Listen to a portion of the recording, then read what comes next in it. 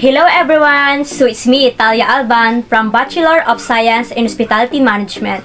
So for this vlog, I will discuss and give the positive and negative in this movie, which is Law Abiding Citizen. It's a 2009 American action thriller film directed by Gary Gray, written by Kurt Weimer, which stars Gerald Butler and Jimmy Pax. So let's start! This scene for me is positive, because we will see Shelton family full of love.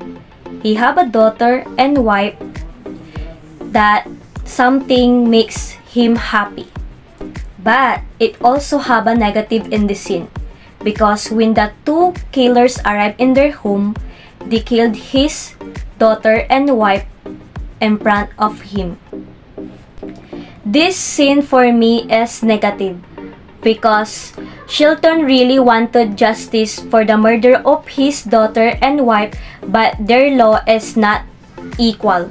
That's why Shelton angry with Nick.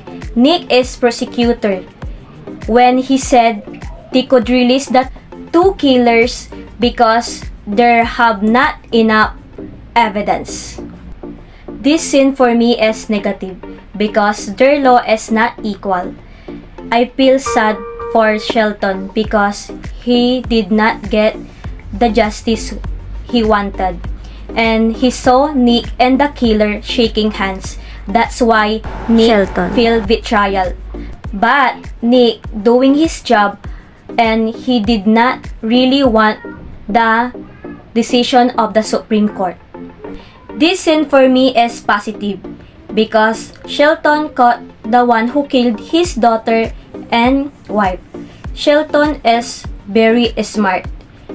He have a plan, but it also have a negative in the scene, because Shelton killed Darby through cutting different parts of body of Darby using katso.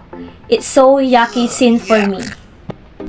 This scene for me is negative, because Shelton in jail to take revenge on Nick, but Nick didn't know that Shelton is a lot of plan. This scene for me is positive, because you can see here how strong to the problem that comes to them, and they don't give up, especially to Nick. He's doing his job even if it's dangerous.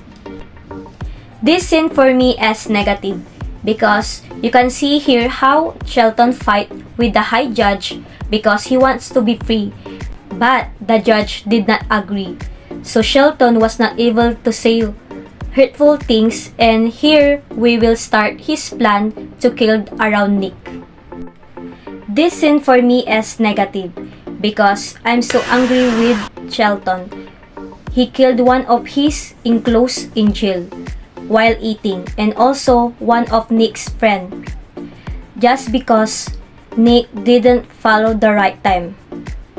This scene for me is negative also, because Shelton killed the high judge simply because it refused to release him. This scene for me is positive, because the one close to Nick is Sarah, who is always there in all Nick's fight, and also with him when they settle a case, but Nick doesn't know that Sarah admit that she is happy and comfortable being co-worker of Nick. But it also have a negative in the scene, because Sarah is dead because of the explosion of car. Sarah was affected. Nick tried to help her, but it's too late. And that's Shelton's plan to kill those close to Nick. This scene for me is positive, because you can see here how Nick promised to the nation not to give up and defeat Shelton for killing his co-workers and friends. And he will do everything to catch who is help to Shelton beyond the murder to them. This scene for me is positive, because they already know who is committed the murder of his co-workers and what his next plan. This scene for me is positive, because Nick found a way to stop Shelton's plan. and go to the jail to talk Shelton properly. But Shelton was really stubborn. He wanted to more Minnie die, but that didn't happen because Shelton jail is exploded, and that's where Shelton evil ends. This scene for me is positive because Nick achieved the hope for peace in their nation and his family. I learned this movie is if we want to take revenge, the person who hurt us, let's do it in the right way and do not hurt other people unconsciously. When you have a job that you value, you should also learn to fight for the rights of others because they also need us to get what they want to achieve. I will rate this movie 10 out of 10 because this movie is beautiful. You will see that two people fighting. The one is value his work and the other one is fighting for justice for murder his wife and daughter. I will recommend in this movie that Nick helped Shelton for the justice that he wanted for his daughter and wife so that the justice can given and no one is affected and no one else will die, and most of all, Shelton will not be a killer. And there you have it, guys. So now you know this movie, Law-Abiding Citizen, is beautiful. So what you waiting for?